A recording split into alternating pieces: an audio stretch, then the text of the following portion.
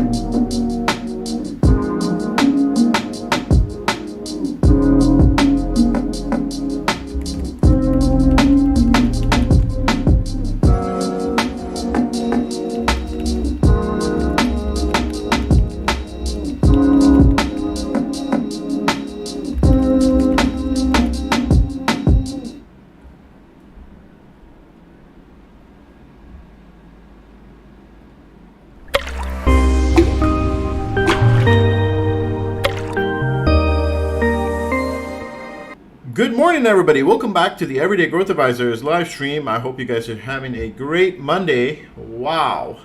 Wowee. What a beautiful market rally. What can I say? What can I say? There were a couple of things that we went through last week. Of course, I probably didn't expect us to rally that much, but you know what? When the perfect storm arrives, that is what you get. You get exuberance and you get the greed kicking at the same time. It's kind of like yum yum, you know? It's a yum yum morning, guys. Over the weekend, we had not a lot of, big market volatile news, but we had some good news, right? And so this week is about to be wild. So definitely lots of things to cover today. Let's try to cover as much as possible. Welcome into the live stream. Hope you guys are having a great morning. Hope you guys have your coffee with you. If you're from Singapore, I hope you had your ice kacang or you had your laksa for dinner, because it's about to be a delicious market open. So welcome back. And yeah, let's get started. Lots of things to go through here. By the way, good morning. What's up, guys? Hi, Shoei. How you doing? Welcome, Hector. How you doing? Big City Sound. Yo, what's up, man? What up, Rainiel? How you doing? Melissa, welcome back. Hi, Joanne. What's up, Shri? Good morning. Landon, hello. X marks the spot. What's up, brother? M, how you doing? Miss Tommy, how you doing? Pebbles, man. Ooh, wee. Absolutely. Matthew, what's up, man? Evelyn, how are you doing? Evelyn, Chan, good morning. Devin, good morning. Iqbal, good morning. Vipul and Chris, how are you guys doing? Awesome, nice to have all of you guys here. It's it's a great morning. So first thing that I want to do here is break down something that we discussed last week. Kind of recap what we did talk about last week about JP Morgan, banks, and what I was talking about. Obviously the market ripped, and these were the first to go. Remember, financials are always the first to rally. We had a very strong rally this morning. Financials leading the way. You can see some big moves here. JP Morgan, which was my top pick from last week, and we spoke about this briefly. Here's a recap. Morgan Stanley, right? And so I think that we should start looking at these banks when they're cheap. JP Morgan, right? JP Morgan still considered pretty cheap here, all right? Morgan Stanley, right? Little less cheaper than JP Morgan. Goldman Sachs, right? Another one. These three banks are pretty much the world leaders on all underwriting for all primary markets. And so these were the three top picks that we were talking about last Friday. And if you got a piece of the action, JP Morgan is now at $112. Morgan Stanley is at $55, and Goldman Sachs is currently at $212. These were great moves. I think the biggest move out of all of them was obviously JP Morgan, which was my top pick out of all three of them. And our targets have officially been hit. I mentioned last week, the first target would be this fib over here. I drew my target here with the 107 extension, and then followed by the 111 extension here, which is the 61.8 golden pocket, and we are pretty much above that level right now. Now, can the rally continue? Obviously, we won't keep going up baselessly, right? We will definitely have some kind of a pullback, and you have to be very cautious today while trading, all right? So I'm going to try and curb your enthusiasm today, because I know that when you see something like a market rally this way, it is very difficult to curb your enthusiasm, all right? Everybody's like, oh yeah, we're going bull mode. Yeah, bye. But you need to realize we actually have not done selling off, okay? We actually have not done selling off. So you have to be careful, because I think that there will be another wave down before we get the extension market rally up through the end of the year, okay? So be extremely careful with how you're positioning yourself today for the next few weeks. This is that golden moment, okay? Now, the news is reporting, and obviously the market's exuberant because of Pfizer's COVID vaccine, right? Preventing 90% of infections in a study, right? How many times have we heard this news this year, all right? How many times have we heard this kind of news this year? Multiple times, all right? Multiple times. We've had many times this year saying, Remdesivir by Gilead is going to be going to round 3 of their COVID thing. And then, boom, it doesn't pass, right? Something else. Oh, it's this and this. And then, boom, it doesn't pass. And now they're saying, okay, now Pfizer's drug is going to go through, whatever. But it's a study, right? It's a study, okay? It's not a approval from FDA, all right? It's saying prevented more than 90% of infections in a study of tens of thousands of volunteers. Great. I want this to be good. Believe me, I want this to be true, all right? I want this to be true. But at the same time, we have had this kind of news so many times this year that I, at this point, am a little skeptical that, a vaccine will be developed so quickly, all right? Now, end of the year, more than likely. Next year, for sure. But like within the next few weeks, probably not. And so they still have to go through some more, validation and this and that before this is actually real, really something that will become into something real, right? Okay. Now, what happens here is market gets overly exuberant, starts pricing in a huge move up, right? Which is this, which you just saw, right? Huge move up, and you know by now, this is not sustainable, right? If you've been watching EGA live streams for a long time, that this is not sustainable, right? So what happens? They overprice in exuberance, greed sets in, right? And then what happens? Market players force the price action down so that they can get shares that are cheaper after they have played the run up, right? Remember that majority of market participants were buying Pfizer calls the whole of last week. In fact, people were buying Pfizer in this region, okay? We saw Pfizer calls coming in, but none of us could make head or tails of why that was so. Somebody knew, all right? Somebody knew. We saw this on the options flow. We didn't think that it would be Pfizer to get, this kind of approval, right? We were thinking, they're out the money calls, they're big a sum of money, whatever, right? But somebody was buying all those things down here. They've already made their money up here. Now it's time to cash out. You have to remember to think like the institution, right? If you're the institution, are you still buying shares and options up here? No. What are you doing? You're selling calls, right? You're selling calls right now and you're cashing in your chips. You're heading to the cashier at the casino and you're trying to cash in your chips because right now is the golden moment when greed sets in with retail traders, right? When the market opens, everybody's going to be like, oh yeah, we got positive news. We need to go buy. And for a little brief of time, you will see that there will be exuberance. There will be a buy up. But then what happens? They start to unload their shares. Right? The shares that they've bought down here. Okay? So be very cognizant. I'm telling you that, yes, this is a great rally, but it's not sustainable. All right? Remember that market makers are greedy. All right?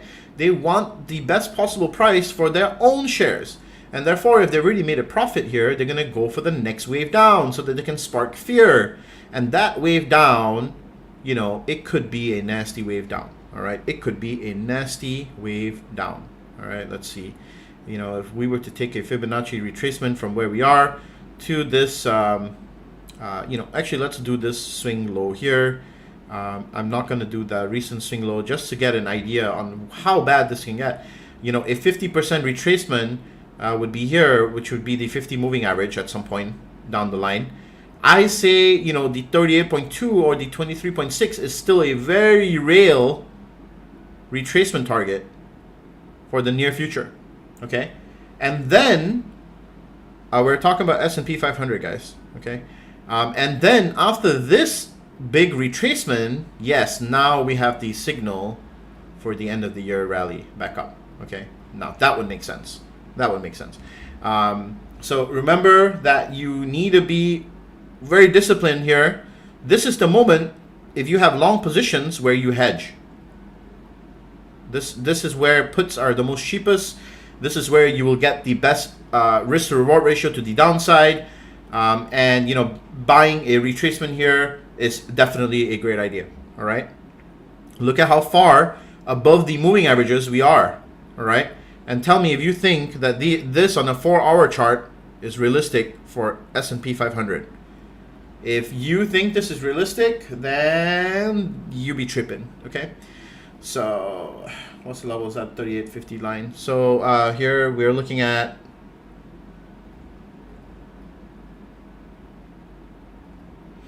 three, 4, 6, 2, and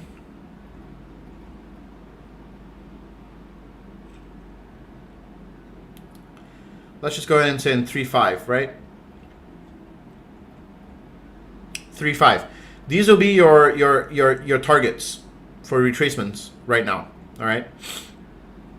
Now, another reason why I'm saying what I'm saying is look at what's going on look at what's going on with the Nasdaq. Okay. The Nasdaq got bought up and then got sold off, and now it's being bought up again, right? So what's going on here? There's a sector rotation going on, right? Because money is flowing into all the other parts of the economy, or rather companies that are were suffering from COVID, right? And all those companies that I've been telling you guys to buy for a while, right? For a hot minute. Boeing, look at where Boeing's at. 181. 157 to 181, guys. Okay? Boeing's at 181. All right? This is a huge gap up, right? Huge gap up. Look at XOM, right? From 32 to 36, right? Okay? These are all your big players that we've been talking about for months on end. The ones that are hurting the most are actually the majority of COVID players, right? The ones that were doing well during COVID, right? In fact, Zoom's going to be hurting big time, right? 438, right? Look at that one. That's good. Yeah, that's going to be terrible, right? What else? Let's see. On my watch list, energy should be doing better. Yeah, XLE. Look at that, up to $32 right away. DocuSign down, right? Because this now they want to basically anything that was benefiting during COVID is now going to be sold off, right? So you're going to play the reverse cards, but anything industrial is going to do extremely well. Look at Caterpillar, right? Boeing is insane, right? Even financials are doing well, right? Why? Because the economy opens up, people need money, they need to lend, their business revenue goes up. Remember what I was talking about, SPX. Those are all things that you should be taking into consideration here, okay? All right. Now, according to the news, this is very bullish news. So you know what happens when we see extremely bullish news? We go bearish, right? We go bearish. People are going to be reading this news when they wake up. And, if everybody's bullish, then you surely got to understand that there's something up and you got to take an alternative stance here, okay? I'm not saying to go the opposite of everybody. What I'm saying is don't follow the crowd, okay?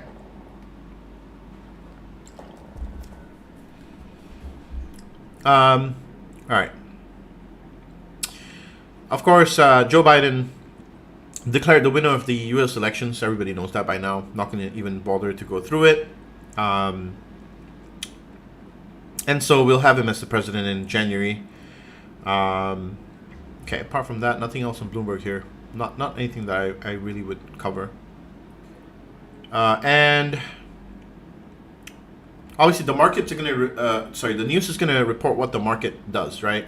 But they're always lagging, okay? Stock futures surge on vaccine results and Biden win. That's that. China's UN surges on election relief. This is not actually good for China. This is actually pretty bad, but it's also because, the dollar is weakening. So another thing you got to look at is the dollar index, right?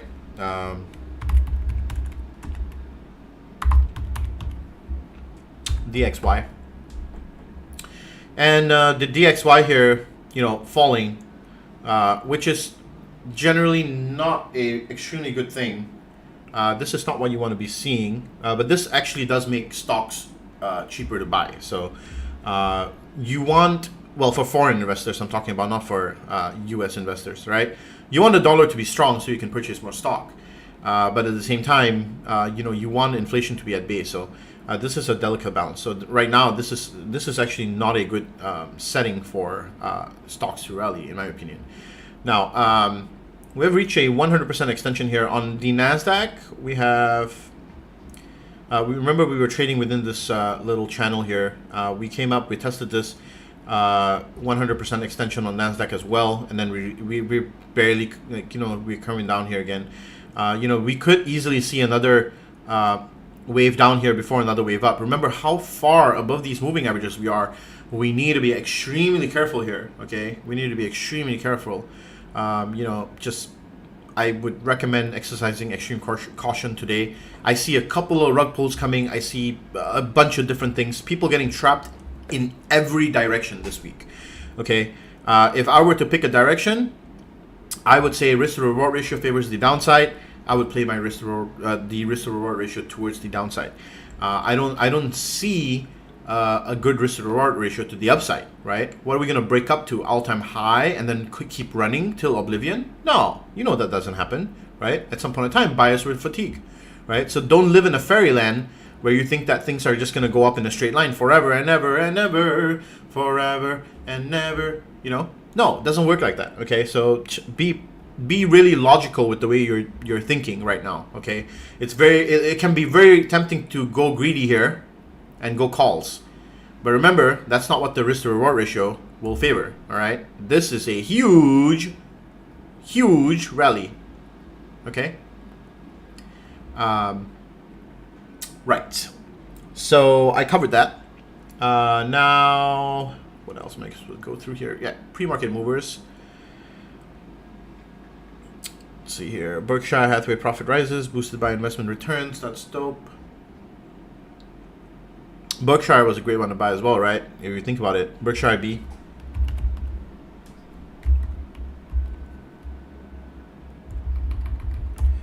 This would have gapped up. Yep, look at that. 10% move. Almost 10%. That's crazy. Not 10%. Less than 10%. I want to say 7-8%, right? That's a crazy move for a stock like Berkshire, right? It's insane, okay? So, be cognizant of what you're doing. Now, I'm holding some hedges on the market. I've been holding them since Friday, and I'm going to continue holding them. It's a hedge. I bought QQQ hedges, so they're not going to be that bad, because that's what I was anticipating, right? If anything shakes up the markets, tech is going to fall, right? And when tech falls, since it's the biggest weight, it's going to pull the rest of the indexes down with it. Okay, so even though industrials are rallying into oblivion here, this is what's pulling up the entire market. By the way, if you guys haven't figured it out yet, the Dow Jones back to 30,000 right now. That's insane. Eventually these two are going to be pulled down by the Nasdaq, because the tech stocks that are in S&P 500 and the Dow Jones are going to pull these indexes down. Okay, so keep that in mind. Keep that in mind. All right. Cool. Now let's look at some of these pre-market movers. CCL 30% up.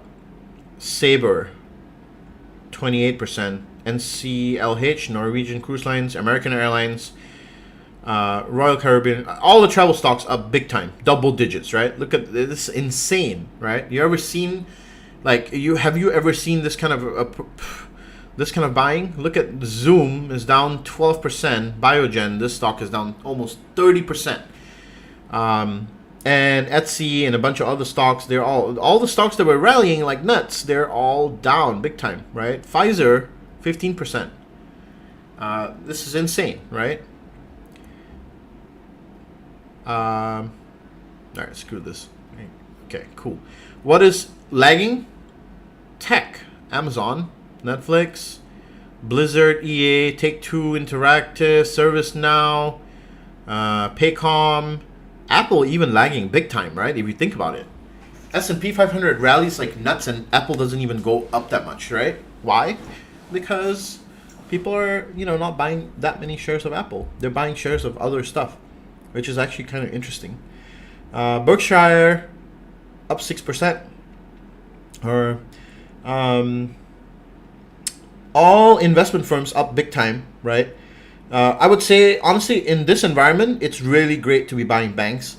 JP Morgan almost at 10% now. That's insane. Imagine if we just follow what we talked about on the live stream, right? It pays to attend the live stream. By the way, guys, welcome into the stream. Appreciate you guys taking your time out to be here. If you enjoyed the stream so far, make sure you smash the like button. That really helps me out a lot. If you guys want to do something nice for me, what you can really do is smash the like button. Take a second out of your day, hit the thumbs up. That really helps me out, so that this stream can reach other people.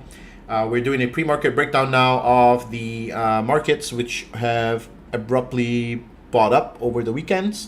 And, this irrational exuberance is definitely going to continue for a small, brief moment after we go to a nice little dippity dip back to the moving averages and probably further down.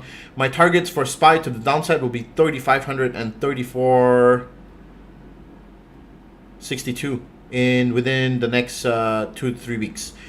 So we'll be following these closely and watching for these targets to be hit. So I do appreciate you guys, following along. This week we're going to be covering Teladoc,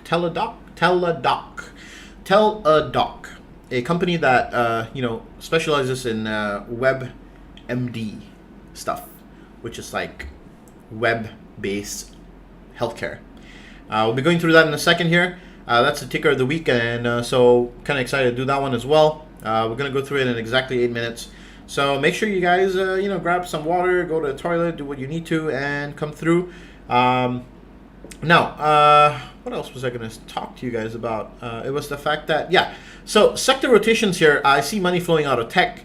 Where is that money going? Well, the money is going to all over the world, right? The money is going to all over the world. In fact, let's have a look at KWeb and see what's going on there, right? KWeb is also up, right? We have some money going into Chinese stocks as well. I still hold my thesis that Chinese stocks have been great investments to own this year. Okay, they have been great investments. If you started owning Chinese stocks this year, okay, the start of this year, 2020, okay, and you bought on every dip, look at where you would have bought KWeb on the dips, right? You would have doubled up your money, right? You would have doubled up your money almost at 39 to 78 right now. You would have doubled your money holding Chinese ETF. A Chinese ETF would have doubled your money this year. Okay, would the S&P 500 have done that?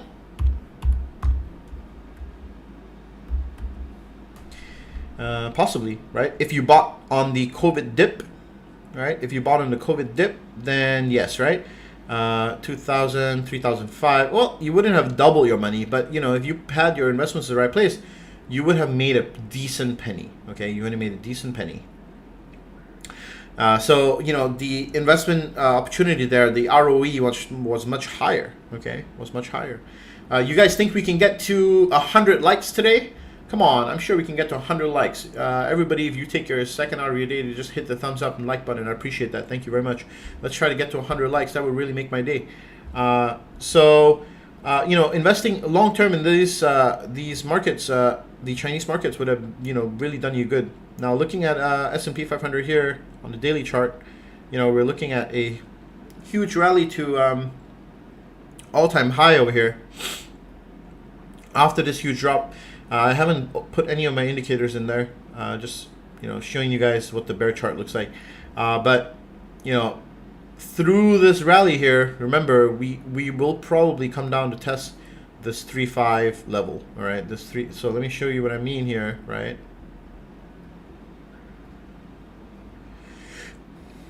Now we all know that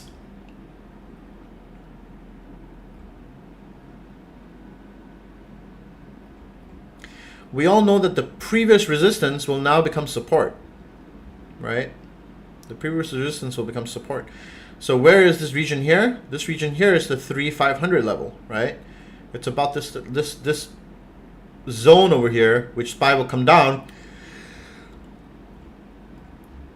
to bounce on, which is the exact same levels that I drew over here, right? This is the same level. So we need to bounce on these levels before we can go back up here. So this is your previous resistance will now become support, right? I didn't draw these lines as a hocus pocus. Remember that. This is not some mystery lines. This is your the previous price action that was all resistance is now going to become a support here. right? This becomes a support, so that when market participants come down to sell into this pressure here, there will be buyers waiting to buy, right? There will be buyers here. So make sure that you guys are aware of this, okay? Make sure you guys are aware of this. This will be the zone that you want to start, picking up some shares and stuff. Obviously, today remains a great day. If you see high IVs on certain things, sell some calls. Sell some calls. I think that's better than taking a bearish position even sometimes. If you have the capital, why not? Okay, cool. I'm gonna I'm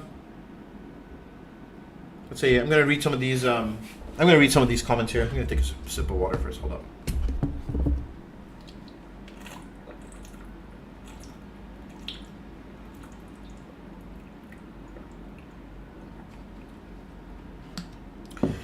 All right, let's see here.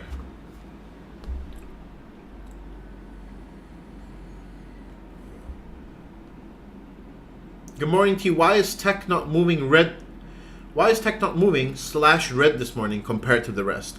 Well, you have to remember something. What's going on? People are starting to price in the fact that the economy is going to reopen. Now, when this happens, two things are going to happen simultaneously. The first thing is, which you're already seeing right now, there's going to be an irrational exuberance to rush towards buying stocks that are going to be COVID. As COVID goes away, then these companies will start to rise, right? What are those? Travel stocks, right? You can see across the board what is being bought up, right? You can see it right here, right? Oh boy, wow. You can see what they are. Look, all travel stocks, right? Carnival Corp, Norwegian Cruise Lines, American Airlines, Six Flags Entertainment, Royal Caribbean Group. This is a cruise line. United Airlines Holdings. These are all your big movers, right? What are people doing? They're starting to price in a reopened economy, okay? And they do that in a fashion where everybody rushes to it at the same time. Now, this is what the result happens, right? Where you go crazy like that, right? You go like a big green candlestick with a lot of price action coming in pre-market. Price makers here are having a field day just by offering, all these bids and asks and all this volatility, right? So you need to be very, very careful when things like that happen, okay? So why is the NASDAQ not moving with it? Because as the economy reopens, then what happens? The rest of the tech stocks, they start to falter, right? Their revenues will not be that crazy anymore. Remember, tech has been on a huge rip the past few months, right? Drop and then rip and then drop and then rip, right? So now it's time for tech to take a backseat while there is some exuberance to drive these industrials up, right? Industrials. We've been talking about industrials for a long time on this stream. Very long time, okay? We've been talking about Boeing. We've been talking about all these stocks for a long time. Okay. Let's see here. AT, can we please do some ticker analysis because 1,500 point is so unusual. Yep, that is true. I don't disagree with that. That is very true. 1,500 points is very unusual. You sound far away. Huh. Warning to the trade family prevents infection. All. Let's see here. Boeing finally moved. Yeah, Jacob. My goodness, did it move? It didn't just move. It ripped. Insane movement from Boeing, right? From 150 to 180, literally into the supply zone up here. If we break this level, we're gonna see the 240s and 250s again. The last time I played Boeing, when this run happened, made a shit ton of money. So let's see if we can, recreate that situation. But I think we need a pullback here first before we go through that.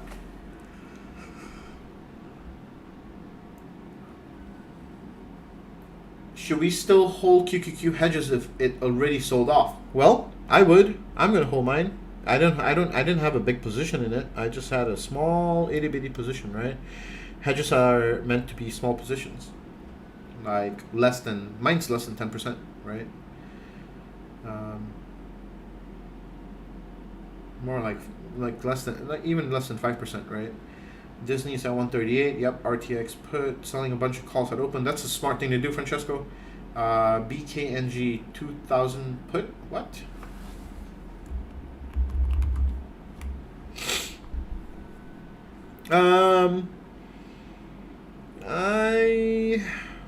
Yeah, I guess so. Why not? For a day trade, sure.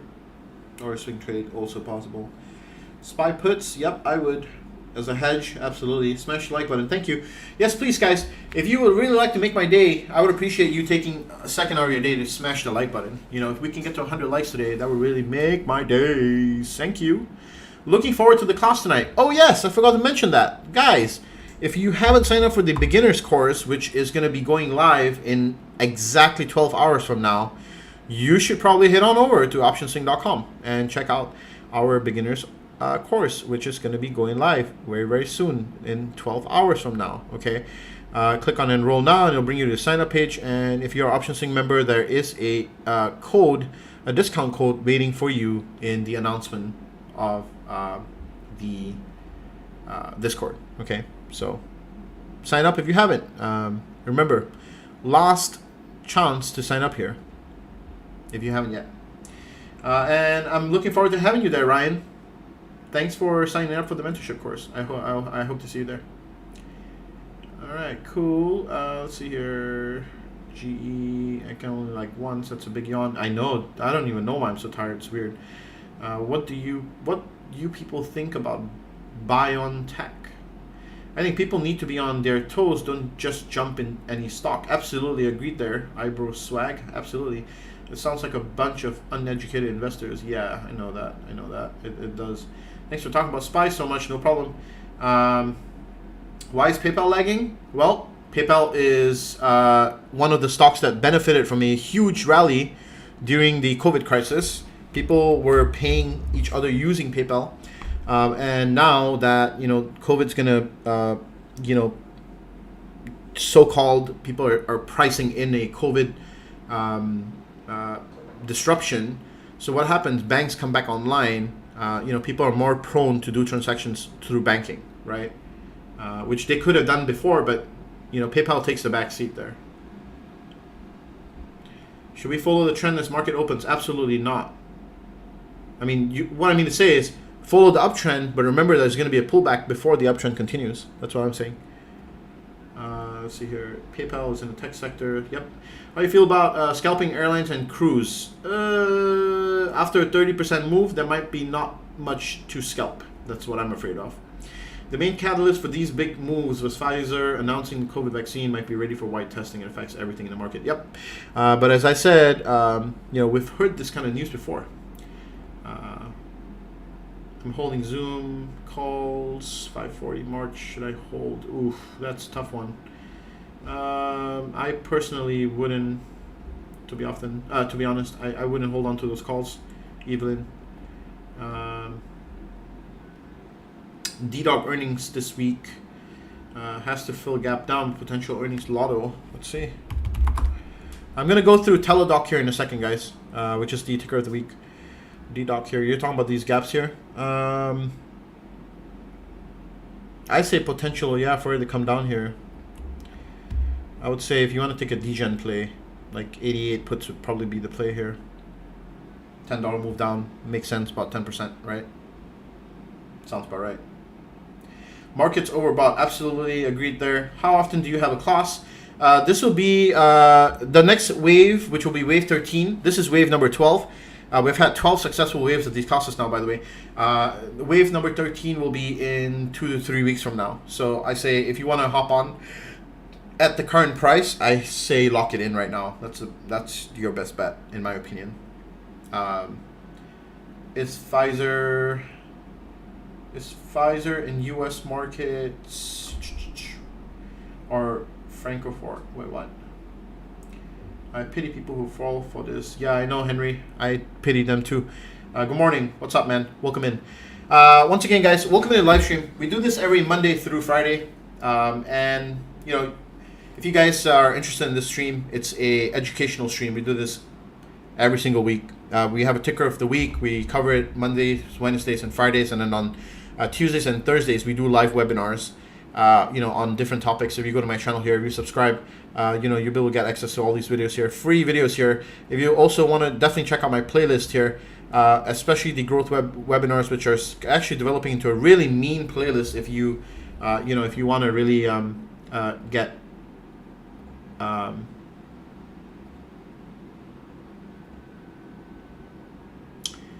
if you really want to get acquainted with our channel. Can the mods please take care of people who put phishing information on our chat? Thank you. Appreciate it. So yeah, check out these webinars. We offer free stuff here all the time. These webinars are seriously golden if you know what you're looking for. Broken down and categorized them into many different topics here. So I hope that you guys enjoyed them. Check them out. Feel free to subscribe. Leave a like on this video. I love you guys. Thank you very much for supporting me through what I do. I'm passionate about what I do, and I like being here for you guys. So let's take a brief moment here to pivot into TDOC, which is the ticker of the week. We're going to cover this week, this ticker of the week, and this one's going to actually unusually hurt pretty bad once, things settle down here. So I have an analysis for you guys. Let me just kind of run through the technicals with you guys real quick. So what I see here is TDOC in a bearish pattern here, forming a bearish down channel. All right, it's been in an uptrend for a long time, and now it's starting to make lower highs.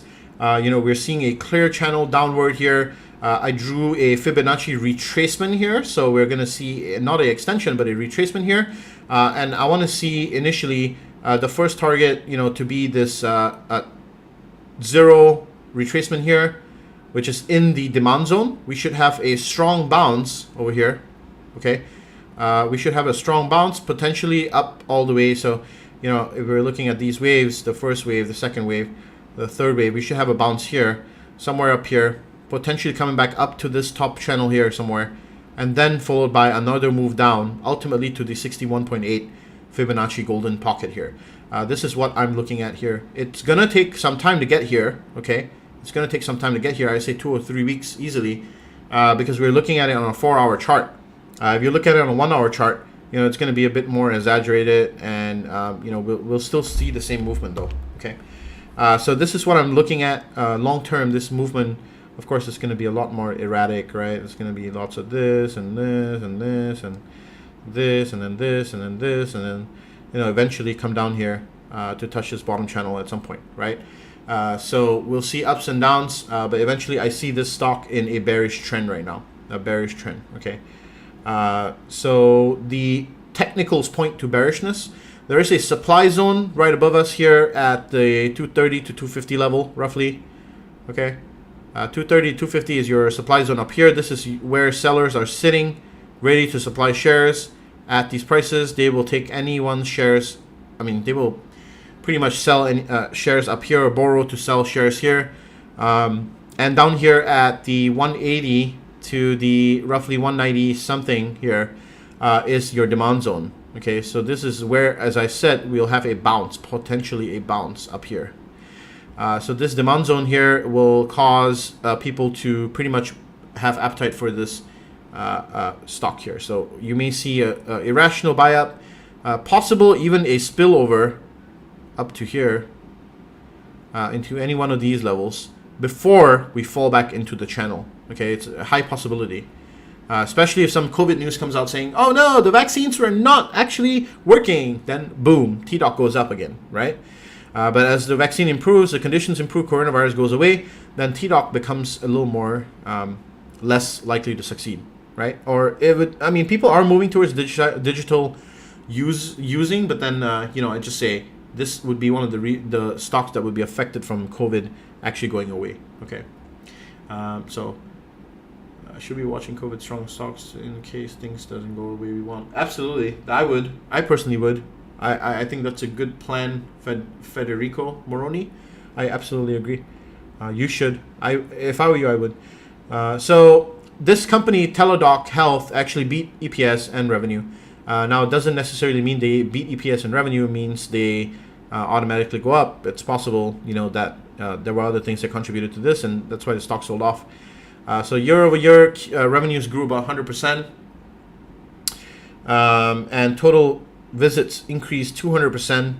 The market sold off based on the fact that the stock was now overbought. Are you entering TDOC now or waiting for confirmation? I am waiting for confirmation. So my entry point for TDOC would actually be on the touch of this top channel. And then once I see the wave coming down, that's when I will enter.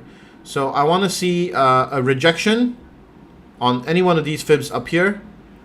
I want to see a rejection up here. And then I want to see a wave forming towards the downside for me to enter this short position, because I want to ride that short position through the demand zone. Okay. So I want to see, we already had the bounce on the demand zone here, but expect another fall. There's definitely a fall coming, so you got to be careful. The stock's already at 193, so when the market opens, it's going to start to price in all kinds of things here. So this would be a great short entry. Now, if for some reason TDOC falls abnormally today and goes beyond this demand zone today, I would say entry for 180 puts are golden.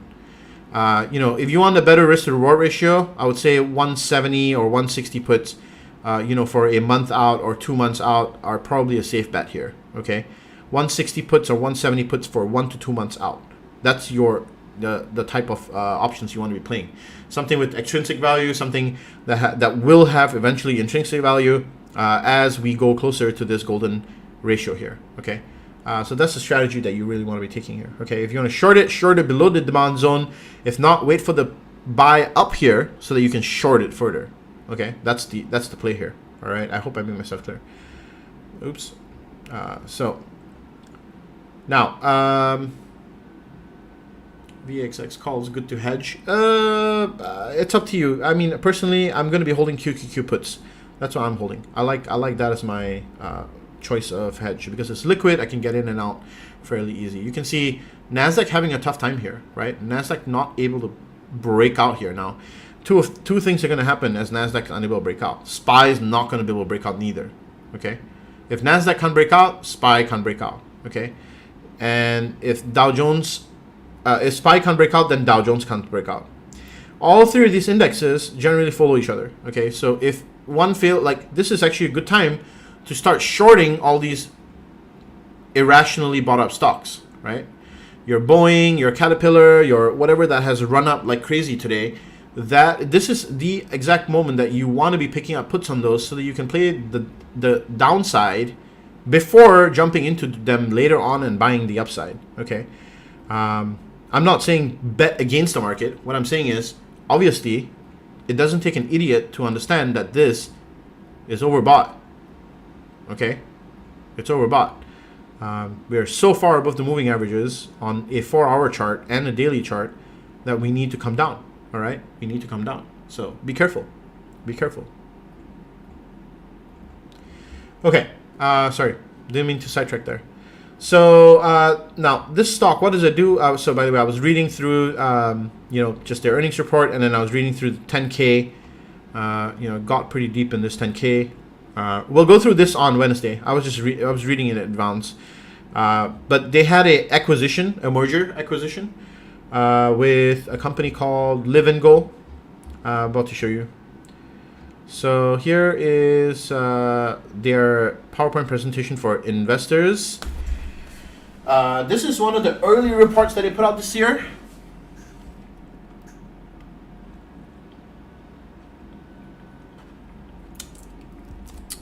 Sorry, I was taking a sip of water.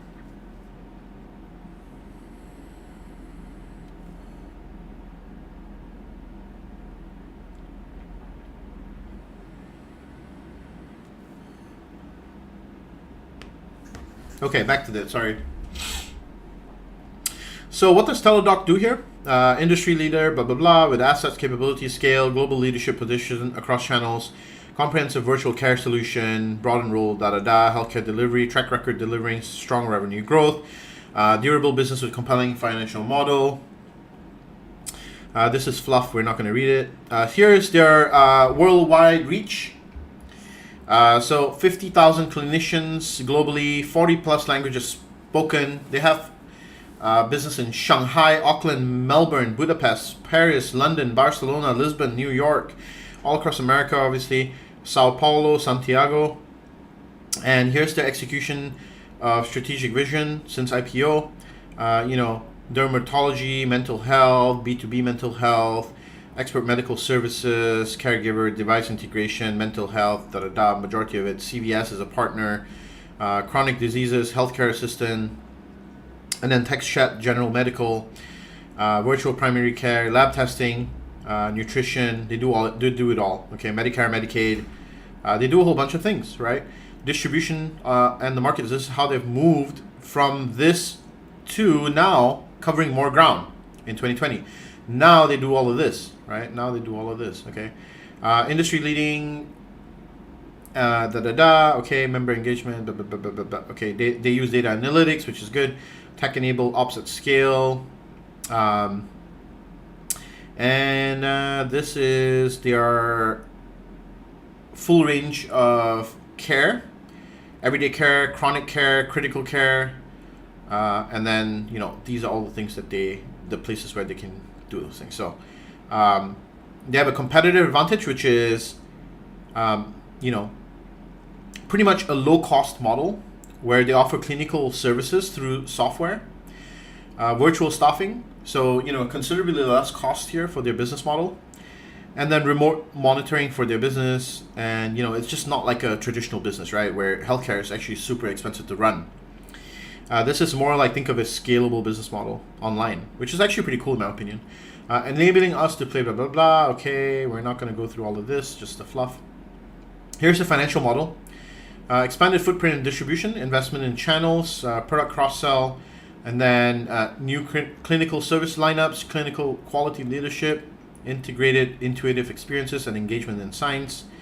And this is their total revenue, been compounding.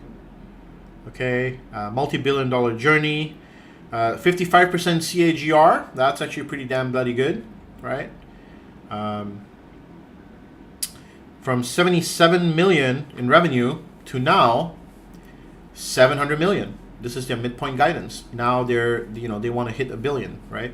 New clinical services, new payment models, new care settings. These are all things they're working on right now. So this is the case. This is a case study. 1,500 US employees, 4,300 members, majority female, average age of 40, and $0 for virtual care, which is actually pretty cool, right? This is some things that they work on efficiently. Dermatology, healthcare, nutrition. This is a good one, right? This is big.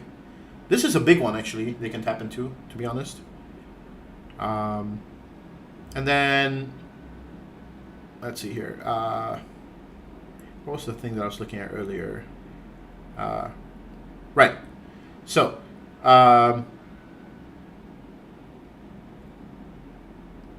total health benefits costs are 28% lower. That's actually pretty big. And, the amount of access and the total visits are growing exponentially. You can see this. I personally think that this is actually cool. And so here's their, revenue's been growing 32% year over year. And 2020 E guidance end of the year would be about 695 to 710, which is another 27% growth. EBITDA, more than 100%, adjusted EBITDA, which is actually pretty damn awesome, right? Playbook for growth.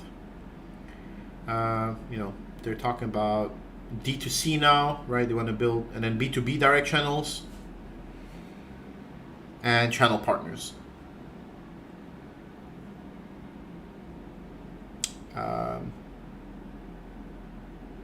Okay, so tailwinds, macro trends. This is something that we should know about, right? This is a really nice report. It's a very long, so I'm going to try and skip through it as much as possible.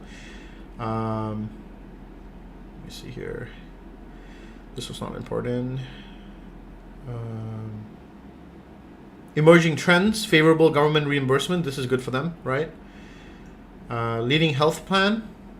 Consumer habits are shifting. retail clinics, pharmacies, alternative sites of care, and they're partners with these people. So that's a good thing, right? And then this is probably their value proposition here for investors, right? Marketing ops to better showcase the breadth, reach, and differentiation, and then automation through, their software, modeling through the virtual workspace, AI, and then scaling through, the systems that they have.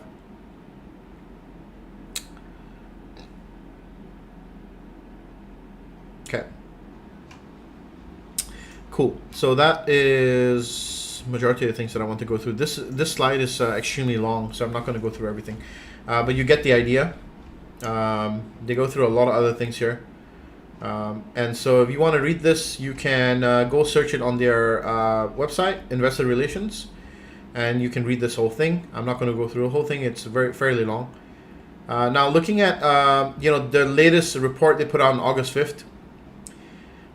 They had a merger consideration, which they went ahead with, by the way.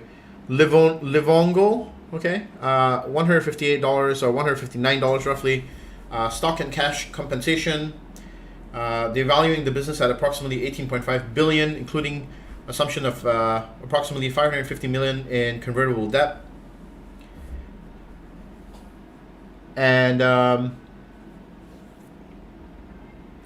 TDOC will own 58% of the combined company, and LVGO will own 42% of the combined company. And then they will now combine their boards. And it's supposed to pretty much combine two highly complementary pioneers that define virtual healthcare, digital health, and healthcare delivery. I personally think this is a great mix for companies to go down this route. For them to merge like this is a good idea if they wanted to really be serious in this field, right? How many of you guys would use their services? To be frankly honest with me. So in summary, this business is actually pretty awesome. It's just sad that right now, in the short run, it's going to be bearish. In the short run. Long run, I think that this company is in a secular trend for internet-based businesses that will succeed, to be honest. And we're gonna talk more about it on Wednesday. We're kind of running out of time right now, and we'll talk about more of this over here and the financials. This company has a pretty good growth rate. Okay, almost 6 current ratio and 6 quick ratio here with immense amount of assets. Their amount of debt though, not that. I mean, it's high. It's less than, obviously, debt to equity is less than 1 here, but it's not that big of a problem because they have so many assets. Okay, so over time, I think as long as they're able to generate free cash flow here, which is the trailing 12 months is positive free cash flow, that's going to be a great thing. Their acquisition is going to add more synergies to the business, right? And we will continually reevaluate our targets for this stock. Especially on Wednesday, we'll go through the intrinsic valuation of the stock and see how much it's actually worth, right? That way, we'll be able to put a better idea on whether we want to buy the stock in the long run or not. So it's been around for a couple of years, where it was, and now it's at $200, and it's been consolidating. And I think, short-term bearish, but then long-term bullish. Secular trends-wise, great stock to own. But if we break below this demand zone, we're heading down to 61.8. So we may or we may not. I recommend just to wait to see where this goes. But if it comes to the top of the channel, I'll try to short it to the downside here towards this demand zone here. Okay, that's the plan here with TDOC. Okay, what will you do as soon as the market opens? Well, actually, I am not going to be trading much today. I am actually studying for a midterm for school.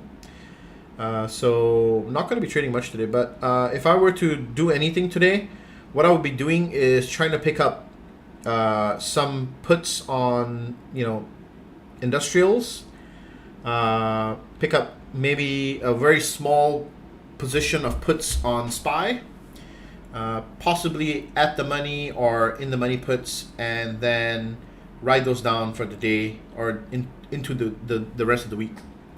We need 12 more likes here. If you guys can smash the like button, I'd really appreciate it before we leave here for the day. I appreciate you guys taking your time out to attending this live stream. Really appreciate it a lot, and I hope to see you guys tomorrow for the webinar. The webinar is going to be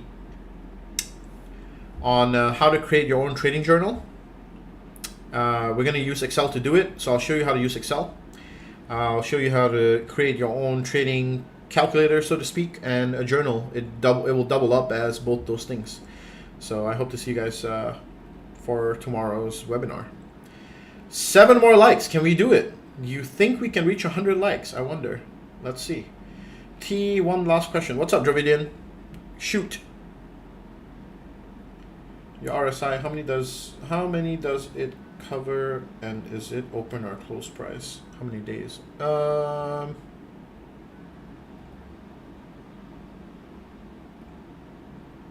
14 close price. It's 14 periods, not days. If I'm looking at, if this length is 14, then it's covering the past 14 candles, so to speak. 14 periods. If it's 1 hour, it's 14 hours. If it's 4 hours, it's 14 times 4 hours. If it's daily, it's 14 days. That's what it covers. Yeah. Okay, cool. All right then. Well, 95 likes. You think we have 5 more likes from you guys? I don't know. Let's see. Oh, 4, maybe 4 more. Can we get 4 more likes? I'm sure we can. Come on, guys. Just do it once. Just smash the like button.